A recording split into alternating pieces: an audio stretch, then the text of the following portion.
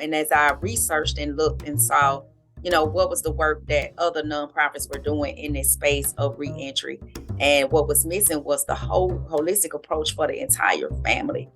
Not just, working with that in one individual. We needed to capture the whole entire household. So Rewake was born from that because we want to capture the whole entire family and make an impact on their quality of life.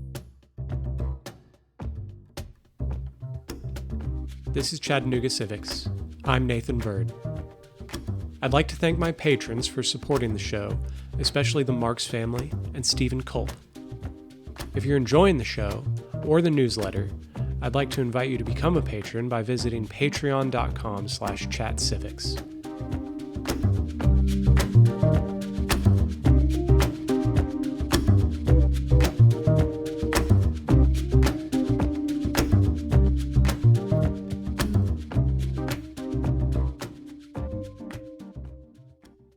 I'm Demetrius Coonrod. I serve on Chattanooga City Council for District 9, and I'm also the CEO of Rewake. Awesome. So let's start by talking about Rewake and tell us a little bit more about what that organization is and what y'all do. Yeah, absolutely. So I started Rewake because of my own challenges, the collateral consequences of being in a penal institution for quite some time. And once I come home back into society, I realized that, hey, things haven't changed much in our communities. And what's happening in our communities, the ultimate result is recidivism, not just for myself, but for everybody that live in my district, my community, like in the whole city of Chattanooga. And as I researched and looked and saw, what was the work that other nonprofits were doing in this space of reentry. And what was missing was the whole holistic approach for the entire family. Not just, working with that in one individual. We needed to capture the whole entire household. So Rewake was born from that because we want to capture the whole entire family and make an impact on their quality of life. So the goal of the organization is to stop the cycle of recidivism. Is that yes, a fair to stop summary? The cycle of recidivism. And, for the whole entire family. And it's not just focused solely just on people who went to prison. We want to capture those people who are dealing with addiction struggles, people that just need to re-enter back into society coming from a divorce or whatever it is that it may be that's got you feeling like you've had lack of resources or support to help you, motivate you to move you in the right direction. So what kind of tools and resources do you use to help these people re-enter society? The one thing that I love the most about one tool is chess. We use chess for cognitive restructuring. And we use it and relate life issues with the game of chess. Everybody that come in, they love it. Like that's the first thing they're like, let's play chess. Let me tell you what's that happened during my week as they move the pieces across the board. And we talk about how when you encountered this barrier or this obstacle, what was your plan to move around it to get to your end goal of something positive? And, it gives them the moment to think like, I didn't think about that. How I was successful of moving around it, or what added things that I needed of support that could have helped push me along so I won't encounter the same cycles of going downward. And it's been really interesting. We've now recently incorporated drama because what we found in our counseling sessions is that people, if they're at a point where they've suppressed it so they can't talk about it and express it. But if I can get you to act it out in a different person, you can express and, replicate the things and how you're feeling. And it's been working wonderful, with the people that come through our organization. We also, like I said, we use the coaching method. I'm a certified life coach as well. Of course, we have the mentorship component in there, and we've added the employment aspect to it too, to make sure that people are being able to work. Because without having a job, you can't take care of your family. But we do also want to make sure that your mental health is prepared for those settings as well. Right. So how do you get referrals for a program like this? How do you find the people that you're serving? Oh man, so we work with different organizations like Tennessee Department of Corrections, and probation parole officers. We work with the court systems, neighborhood association groups. We're partnering with schools, daycares, anybody that can recognize, hey, this may be a good resource for you and your family. Neighborhood, like I said, they can say, hey, here's the information or contact, reach out to them because this may be an opportunity for you. And so we've been getting all kind of people that's coming, even the ones that have been out of prison for over 20 years and they just want to get their background cleaned up, get their rights restored. And we help them through that process as well. So there is a lot of focus here on families, and I think that's wonderful. So if you could talk more about that and why that's important to not just focus on the individuals who are in the cycle, but the people in their life that are affected by it. Yes, Nathan, it's very important to focus on families because I can focus on the mother or the father, but that kid is watching. And as that kid gets older, they're going to replicate what they've seen their parent do. So we got to capture that kid to show them a different way. You know what I mean? And we talk even with the kids and the parents. So the parents can say to the kid, we don't want you to go on this path. This is why. This is the result of my behaviors, who's led me here. And now that I'm grown, I'm trying to work on it, but we need you to do better before you get here. Like, it shouldn't take you to be in your 40s to realize I done messed up my life. I can't get a job. I can't get housing, the results of all that stuff, and still being caught up in this vicious cycle. And what we found is, working with parents and building a strong relationship, even, support of co-parenting. Mm-hmm. The kid has transformed their whole life because now they've got both parents. They're proud. They're excited that they got both parents showing up, even if, and helping them, do away with the child support because that's a whole nother situation in their life that keep them in a cycle of, that setting of going to prison. And it's a whole lot of other consequences behind it. But if we can get the parents to continue to work together with their kids, showing up for the kid, the behaviors decline, and it starts giving them a sense of empowerment and ownership with that family. So we just moving better. It reduces crime. It enhances the public safety aspect of it. And it's just a control for your household. That's awesome. That is really, like you said at the beginning, a holistic approach that I think is really inspiring. I know voting rights is a big issue for you and restoring voting rights to people. And you mentioned it briefly, but if you could talk more about that and what that process looks like and how you help people through that process, that'd be great. Yes, Nathan. A lot of people, when they come home from prison, they don't think about, let me get my voting rights. I need somewhere to stay. I want to get a job. I want to hop back into life. And, when they encounter organizations and we talk about it, like, hey, you should get your voting rights back. And then, people with background challenges who have lost their rights to vote, they instantly get fearful, like, no, I don't want to be bothered with that. I just want to leave them people alone, let them stay out of my life. Let me just fly up under the radar and keep my head down. And we're not really educating people on the importance of why you need to get your voting rights back and the importance of actually exercising that right? Because that's your voice and to be heard. And when you've been impacted by the criminal justice system, that's a way that you can fight back. And so what I do is and I also work with the, Election Commission on creating a step-by-step guide to say, this is the process on how you get your voting rights restored. It's an easy process. You just go, to the Election Commission. You get the form to take back to your probation or parole officer. Even if you completed it, they still need to fill that form out to say, hey, they've completed everything. They don't owe any restitution. They've been a great citizen or whatever, doing their due diligence. And then you take it back, they mail it off. And, there are some crimes that may prevent you from not getting your rights restored. But, majority of them, you can get it back. So once you get your voting rights restored and go through that process, Nathan, I always encourage everybody to go that extra step and get your citizenship rights restored because we don't often hear about it in the process. We all only tell that small portion. But if you get your citizenship rights restored, of course, you can run for office such as I did. You can serve on the jury. It's other things you can apply for your disabilities, the firearm, if you're a supporter to, your gun rights. It's a whole lot of other stuff that you can do, and it makes you whole as a person again.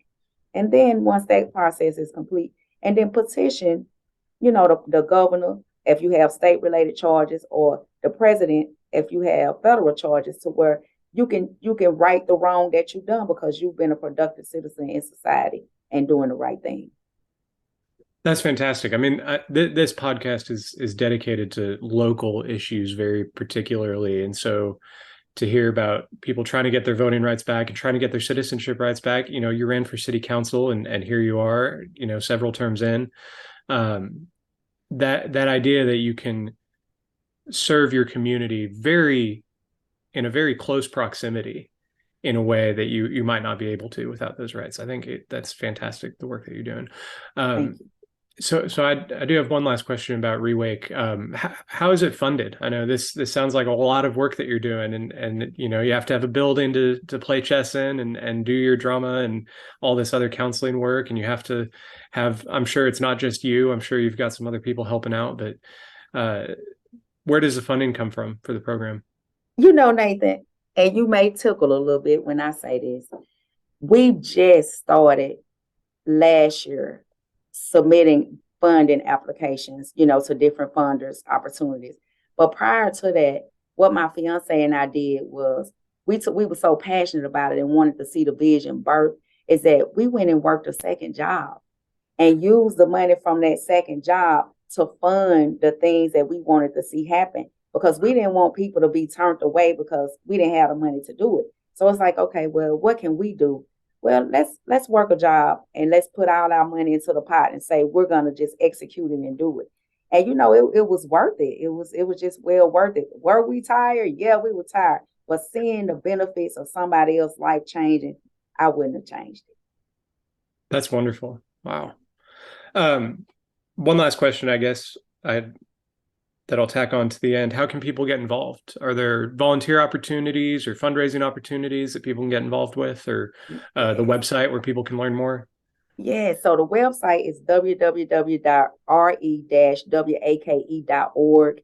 Right now, we're running a campaign to, for donations to get work boots for our participants. So, because many show up, they get jobs, but then they don't have, since they've been out of work, they don't have the funds to even buy work boots. And we take it and look at it as, man, work boots, that it's a simple request, you know what I mean? But it's a tool that's needed for them to be successful. So if anybody want to donate to that cause, they can just go right on that website and they can donate. A pair of work boots is, $50 or less. We're not trying to get them the old expensive brand, just something to get them working until they can get their own paycheck. So those opportunities there for that. If anybody want to volunteer, we welcome all volunteers to come, if you want to help. And we also incorporate art therapy. So if you're an artist, you want to come do some art therapy with our participants, we use all that. We welcome that music. We incorporate a lot of things in solar because that's what I like and saw how helpful that it was in my life and my transition. And so we welcome everybody. We accept clothing donations. We just recently partnered with the food bank. So when we distribute food, we can, have volunteers come on site so they can help distribute food too as well. Fantastic. Well, thank you so much for the work that you're doing here. This sounds like a great organization, and I look forward to seeing how it grows in the years to come. Thank you so much. I want to shift gears a little bit and talk about your role as city councilwoman. So if you're city councilwoman for District 9, so if you could just explain kind of what area that encompasses. Yeah, so District 9 is, I love my district because I have a combination of all kind of people that's in my district from various income levels. So we go from Missionary Ridge, we go down to the Georgia state line, close some of the East Lake area I share with District 7. I have Avondale that I share with District 8, East Chattanooga with District 8, and then I have the Eastdale community that I also share with District 5. So my district, it borders everybody else's that we share with each other. And then I have Glenwood, Highland Park, Highland Park, Ridgedale. Yeah, it's just a great district. And you're in your second term or third term? I forget. It's my second term. Okay, yeah. Second term. So I've got a couple questions. You have been sponsoring some legislation and some letters that's in front of the city council. So I wanted to start talking about terms. You recently sponsored some legislation to put term limits on city council members, extend the term limits for the city mayor, and to also realign city elections with county elections. Yes. So could you tell us more about that legislation, and is that all one package or is it separate? It's all one package, Nathan, but I think that I really want to move to separate each thing because we may have some that want to support just one portion of it, but not all of it, and I think, but I needed the legislation to move forward and hope that it moves forward because people are just burnt out after the presidential election. And it be so many national issues that get us all off track of what's going on with local issues, pretty much, in the state. All the other, elections, they're partisan races and we're nonpartisan. We can still remain partisan by going on the same track as, the state, the county commissions, and all those on that track. We can still remain nonpartisan. But what I think is that it'll give people the opportunity, more people to vote for city leaders as well, because when you look at the numbers of how people come out, they're going to come out for issue-based issues, right? And so that means more people are going to drive the vote for city elected officials as well, because we have some districts, the numbers are just incredibly low. And it's like, wait a minute, why aren't our people coming out to vote? Of course, the conversation has come up, well, that's going to reduce the chances of Black people being elected to represent the districts. And for me, I just don't believe it. I just don't believe that, because people are going to vote for whoever they feel like that's going to do the job, no matter if it's a Black person, a white person, or a Hispanic. And if you're speaking to the people and building those relationships, they're going to vote for you, right?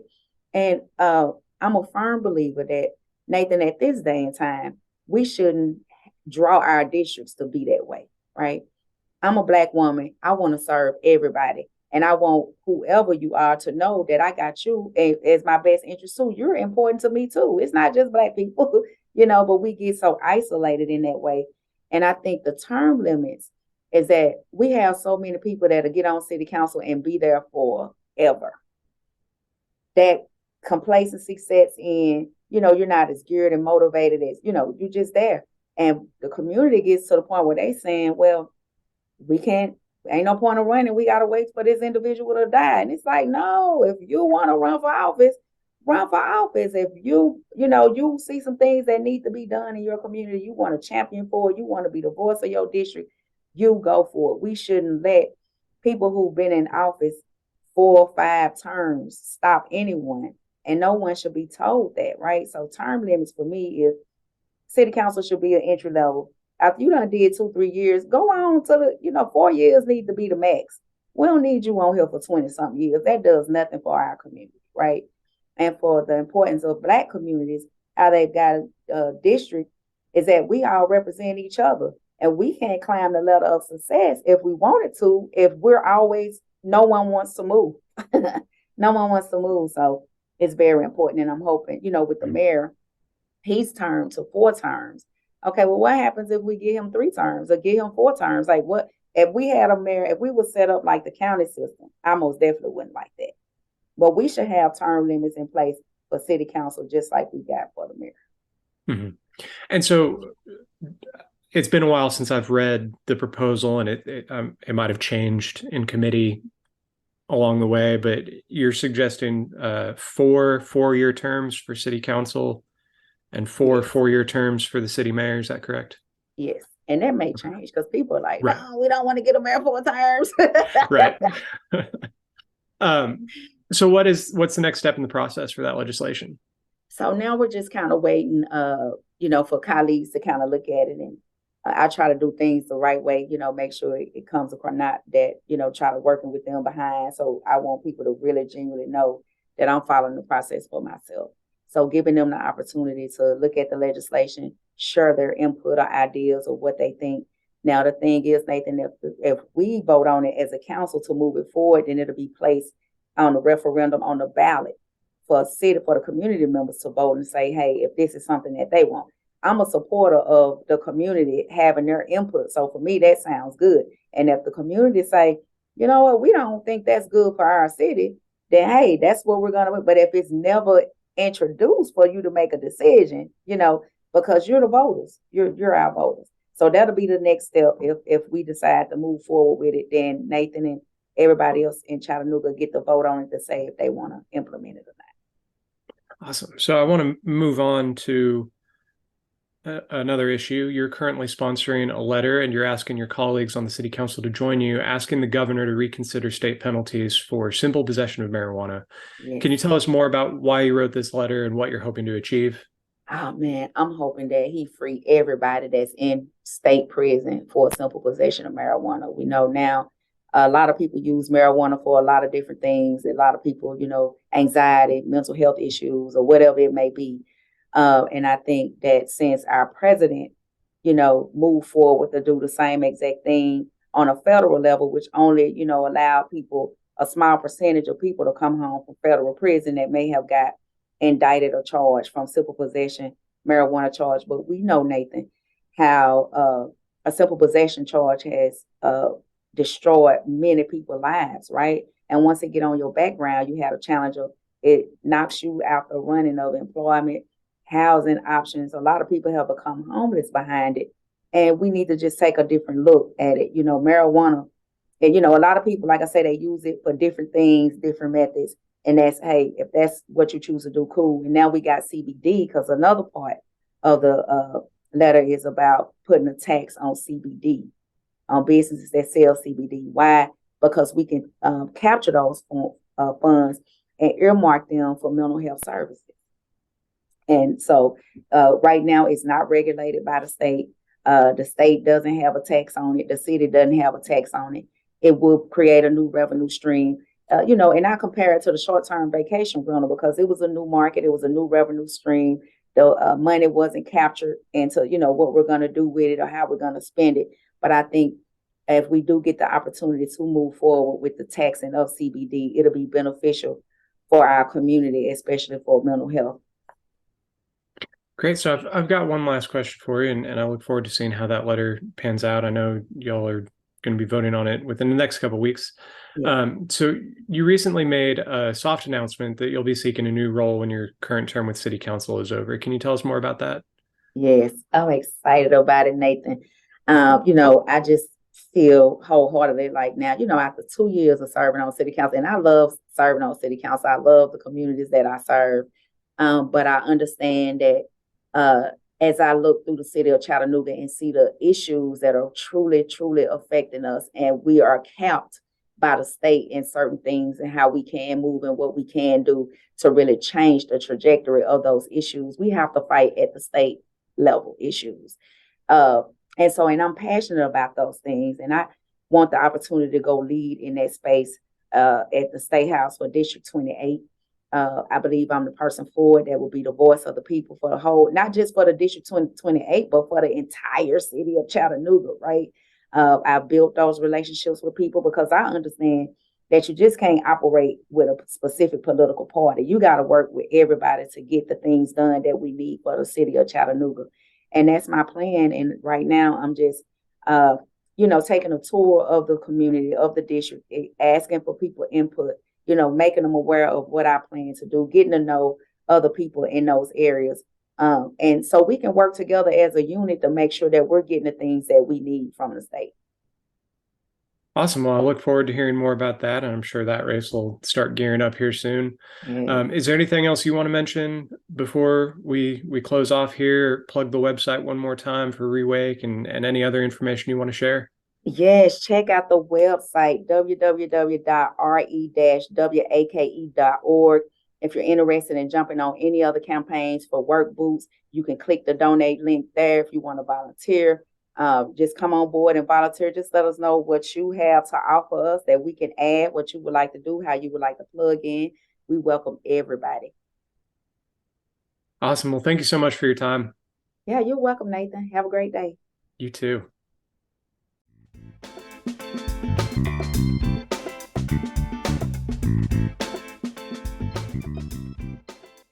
I hope you've enjoyed this episode of Chattanooga Civics. Our music was written and recorded by Kevin MacLeod.